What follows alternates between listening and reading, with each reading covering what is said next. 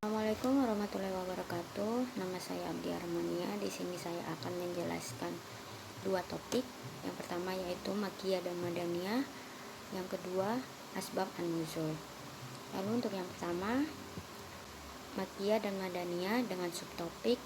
Yang pertama definisi Makkiyah dan Madaniyah. Yang kedua karakteristiknya. Yang ketiga dasar penetapannya. Yang keempat macam-macamnya. Dan yang terakhir adalah kegunaan studi Makkiyah dan Madaniyah dalam penafsiran Al-Quran.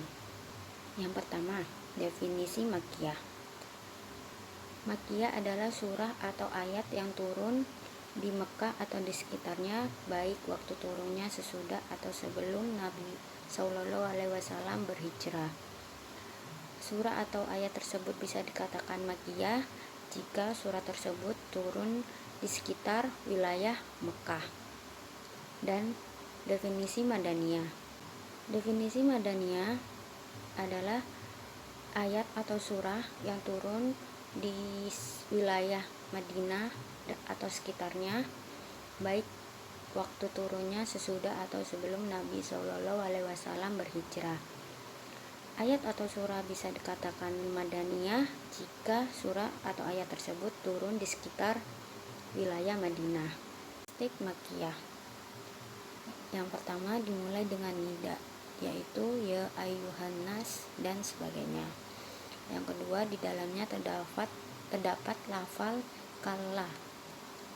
Yang ketiga di dalamnya terdapat ayat-ayat sajdah atau ayat-ayat Al-Quran yang menunjukkan perintah untuk bersujud kepada Allah Subhanahu wa Ta'ala atau anjuran agar yang mendengar ayat tersebut mengikuti mereka. Lalu di permulaan terdapat huruf-huruf tahaji, harf al-muqatta'ah. Lalu di dalamnya terdapat cerita-cerita para nabi dan umat terdahulu. Lalu di dalamnya terdapat cerita tentang kemusyrikan dan keterangan adat istiadat orang kafir, orang-orang musyrik yang suka mencuri, merampok, membunuh, mengubur hidup-hidup anak perempuannya, dan sebagainya. Di dalam Makkiyah juga terdapat penjelasan dengan bukti dan argumentasi tentang konsepsi ketuhanan. Lalu memuat nasihat dan ibarat dalam aneka kisah. Berisi nida, ya ayyuhan nas, ya ayyuhal kafirun, ya bani adama. Lalu yang terakhir kebanyakan ayat dan surahnya pendek-pendek karena menggunakan bentuk ijaz, ringkas tapi padat makna. Lalu karakteristik Madaniyah. Yang pertama, memuat hukum pidana, hudud atau hudud. Lalu yang kedua, memuat hukum faraid. Yang ketiga, berisi izin jihad fisabilillah. Yang keempat, berisi keterangan tentang karakter orang-orang munafik. Lalu berisi hukum ibadah, berisi hukum muamalah seperti jual beli, sewa menyewa, gadai, hutang piutang, dan sebagainya.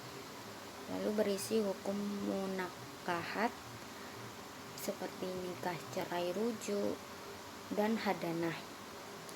Lalu juga berisi hukum kemasyarakatan, kenegaraan seperti permusyawaratan, kedisiplinan, kepemimpinan, pendidikan, pergaulan, dan sebagainya. Berisi dakwah kepada pemeluk Yahudi dan Nasrani. Berisi nida, ya ayyuhalladzina amanu. Dan yang terakhir, kebanyakan ayat-ayat atau surah-surahnya panjang. Lalu subtopik ketiga, dasar penetapan Makkiyah dan Madaniyah. Al-Ja'far berpendapat bahwa ada dua cara untuk mengenal ayat dan surah yang mana masuk kategori Makkiyah atau Madaniyah. Yang pertama yaitu cara simai. Cara simai yaitu dengan pengetahuan ayat dan surah yang diperoleh berdasarkan riwayatnya. Sedangkan yang kedua yaitu dengan cara qiyasi, dengan cara pengetahuan berdasarkan kriteria seperti ciri kitabnya, kandungannya, redaksi dan uslubnya, dan lain-lainnya. Lalu dasar yang dapat menentukan suatu surah masuk dalam kategori Makkiyah dan Madaniyah menurut cara Qiyasi antara lain: yang pertama, dasar aglabiyah atau mayoritas, di mana suatu surah bila mayoritas ayat-ayatnya adalah Makkiyah, maka surah tersebut disebut Makkiyah. Demikian juga sebaliknya dengan Madaniyah. Bila mayoritas ayat-ayatnya adalah Madaniyah, maka surah tersebut adalah Madaniyah. Lalu yang kedua, dasar tabi'iyah atau kontinuitas, di mana suatu surah bila didahului dengan ayat-ayat yang turun di Makkah atau sebelum hijrah, maka surah tersebut berstatus sebagai surah Makkiyah. Begitu juga dengan Madaniyah, bila didahului dengan ayat-ayat yang turun di Madinah atau sesudah hijrah, maka surah tersebut berstatus sebagai surah Madaniyah. Lalu macam-macam Makkiyah dan Madaniyah. Yang pertama, surah Makkiyah murni. Surah Makkiyah murni, surah yang berisi ayat-ayat yang seluruhnya berstatus Makkiyah secara ijma. Surah yang berstatus Makkiyah murni berjumlah 58 surah yang memuat 2074 ayat. Lalu yang kedua, surah Madaniyah murni. Surah tersebut berisi ayat-ayat yang seluruhnya berstatus Madaniyah secara ijma. Surah yang berstatus Madaniyah murni ini berjumlah 18 surah yang memuat 737 ayat. Lalu yang ketiga, surah Makkiyah yang berisi ayat Madaniyah, yaitu surah yang memuat ayat-ayat yang kebanyakannya berstatus Makkiyah, tetapi di dalamnya juga memuat ayat-ayat Madaniyah. Dan ada perbedaan tentang status tersebut. Surah ini berjumlah 32 surah yang memuat 2699 ayat. Lalu yang terakhir, surah Madaniyah yang berisi ayat Makkiyah atau yang keempat. Surah yang memuat ayat-ayat yang kebanyakan berstatus Madaniyah, tetapi di dalamnya juga memuat ayat-ayat Makkiyah, dan ada perbedaan tentang status kedua ayat tersebut. Berjumlah 6 surah yang memuat 726 ayat. Lalu yang terakhir, kegunaan studi Makkiyah dan Madaniyah dalam penafsiran Al-Quran. Studi Makkiyah dan Madaniyah menghasilkan pengetahuan tentang ayat-ayat yang masuk kategori Makkiyah yang bersifat indar dan membangun prinsip-prinsip umum atau universal dan kuliah yang turun lebih dulu daripada ayat-ayat yang masuk kategori Madaniyah yang bersifat risalah dan membangun prinsip-prinsip khusus, yaitu partikular dan juz'iyah. Untuk topik Makkiyah dan Madaniyah sampai di sini, dan saya akan melanjutkan topik selanjutnya dengan judul Asbab An-Nuzul. Topik kedua yaitu Asbab An-Nuzul dengan 6 subtopik. Yang pertama yaitu pengertian asbab an-nuzul, yang kedua cara mengetahui riwayat asbab an-nuzul, yang ketiga redaksi dan makna ungkapan asbab an-nuzul, yang keempat jenis-jenis riwayat asbab an-nuzul, yang kelima pandangan ulama tentang asbab an-nuzul, dan yang keenam fungsi asbab an-nuzul dalam kaitan pemahaman di dalam Al-Quran. Pengertian asbab an-nuzul. Secara etimologi, asbab an-nuzul terdiri dari dua kata, yaitu asbab yang berarti bentuk plural dari kata sabab yang punya arti latar belakang, alasan atau sebab atau ilat, sedangkan kata nuzul berasal dari kata nazala yang berarti turun. Secara terminologi, Muhammad Hasbi As-Siddiqi mengartikan asbab an-nuzul sebagai kejadian yang karenanya diturunkan Al-Quran untuk menerangkan hukumnya di hati timbul kejadian-kejadian itu dan suasana yang di dalamnya Al-Quran diturunkan. Lalu menurut Az-Zarqani, asbab an-nuzul adalah suatu kejadian yang menyebabkan turunnya suatu atau beberapa ayat atau peristiwa yang dapat dijadikan petunjuk hukum berkenaan turunnya suatu ayat. Dan oleh karena itu, secara umum asbab an-nuzul berarti segala sesuatu yang menjadi sebab turunnya ayat, baik untuk mengomentari, menjawab, ataupun menerangkan hukum pada saat sesuatu itu terjadi. Lalu bagaimana cara kita mengetahui riwayat asbab an-nuzul? Asbab an-nuzul diketahui melalui riwayat yang disandarkan oleh kepada Nabi Muhammad SAW. Tetapi tidak semua riwayat yang disandarkan kepadanya dapat dipegang. Riwayat yang dapat dipegang ialah riwayat yang memenuhi syarat-syarat tertentu sebagaimana ditetapkan oleh para ahli hadis. Syarat-syarat tertentu ialah riwayat dari orang-orang yang terlibat dan mengalami peristiwa yang diriwayatkan, yaitu pada saat wahyu itu turun. Adapun riwayat yang berasal dari tabi'in yang tidak merujuk pada Rasulullah SAW dan para sahabatnya dianggap lemah atau dhaif.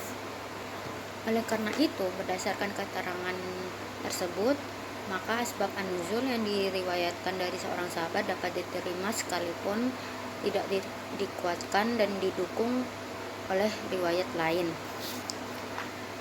Dan adapun asbab an-nuzul dengan hadis mursal, yaitu hadis yang gugur dari sanadnya seorang sahabat dan mata rantai periwayatnya hanya sampai kepada seorang tabi'in. Riwayat yang seperti ini tidak diterima kecuali sanadnya sahih dan dikuatkan oleh hadis mursal lainnya. Jenis-jenis riwayat asbab an-nuzul. Riwayat asbab an-nuzul digolongkan menjadi dua kategori. Yang pertama, riwayat-riwayat pasti dan tegas, dan yang kedua, riwayat-riwayat tidak pasti atau mungkin. Riwayat pasti dan tegas ialah para periwayat dengan tegas menunjukkan bahwa peristiwa yang diriwayatkan berkaitan erat dengan asbab an-nuzul, seperti Ibnu Abbas meriwayatkan tentang turunnya surah An-Nisa ayat 59. Sedangkan untuk riwayat tidak pasti atau mungkin, yaitu periwayat tidak menceritakan dengan jelas bahwa peristiwa yang diriwayatkan berkaitan erat dengan asbab an-nuzul. Riwayat ini hanya menjelaskan kemungkinannya. Misalnya riwayat Urwah tentang kasus Zubair yang bertengkar dengan seorang Ansar karena masalah aliran air di Al-Hara. Lalu dari segi jumlah sebab dan ayat yang turun, sabab an-nuzul dapat dibagi menjadi dua, yaitu yang pertama ta'adud al-asbab wa an-nazil wahid, lalu yang kedua ta'adud an-nazil wa al-asbab wahid. Ta'adud al-asbab wa an-nazil wahid ialah beberapa sebab yang melatar belakangi turunnya satu ayat atau wahyu yang turun untuk menanggapi beberapa peristiwa atau sebab. Lalu ta'adud an-nazil wa al-asbab wahid, satu sebab yang melatar belakangi turunnya beberapa ayat. Redaksi dan makna ungkapan sabab an-nuzul yang berisi ungkapan-ungkapan yang menunjukkan sebab turunnya Al-Quran yang dikelompokkan dalam dua kategori. Yang pertama yaitu sarih atau jelas. Sarih atau jelas ini merupakan ungkapan riwayat yang sudah jelas menunjukkan asbab an-nuzul dengan indikasi menggunakan lafaz atau pendahuluan. Seperti contohnya di surat Al-Maidah ayat 2. Lalu yang kedua muhtamilah atau masih kemungkinan atau belum pasti. Merupakan ungkapan dalam riwayat yang belum dipastikan sebagai asbab an-nuzul karena masih terdapat keraguannya. Seperti contoh di surat Al-Baqarah ayat 223. Bagaimana pandangan ulama tentang asbab an-nuzul? Para ulama tidak sepakat mengenai kedudukan asbab an-nuzul, sebab mayoritas ulama tidak memberikan keistimewaan khusus kepada ayat-ayat yang mempunyai asbab an-nuzul, karena yang terpenting bagi mereka ialah apa yang tertera di dalam redaksi ayat. Lalu mereka juga berpendapat bahwa ayat-ayat yang diturunkan berdasarkan sebab khusus tetapi diungkapkan dalam bentuk lafal umum, maka yang dijadikan pegangan adalah lafal umum. Sedangkan untuk sebagian kecil ulama atau minoritas memandang penting keberadaan riwayat-riwayat asbab an-nuzul di dalam memahami ayat. Ilmu asbab an-nuzul. Yang pertama, kita dapat mengetahui hikmah diundangkannya suatu hukum dan perhatian syara terhadap kepentingan umum tanpa membedakan etnik, jenis kelamin, dan agama. Lalu yang kedua, kita bisa mengetahui asbab an-nuzul membantu memberikan kejelasan terhadap beberapa ayat. Yang ketiga, pengetahuan asbab an-nuzul dapat mengkhususkan taksis hukum terbatas pada sebab, terutama ulama yang menganut kaidah khusus as-sabab atau sebab khusus. Yang keempat, kita dapat menentukan apakah ayat mengandung pesan khusus atau umum dan dalam keadaan bagaimana ayat itu mesti diterapkan. Lalu yang terakhir, pengetahuan tentang asbab an-nuzul akan mempermudah orang menghafal ayat-ayat Al-Quran serta memperkuat keberadaan wahyu dalam ingatan orang yang mendengarnya jika mengetahui sebab turunnya. Sekian dari saya, maaf jika ada salah kata. Wassalamualaikum warahmatullahi wabarakatuh.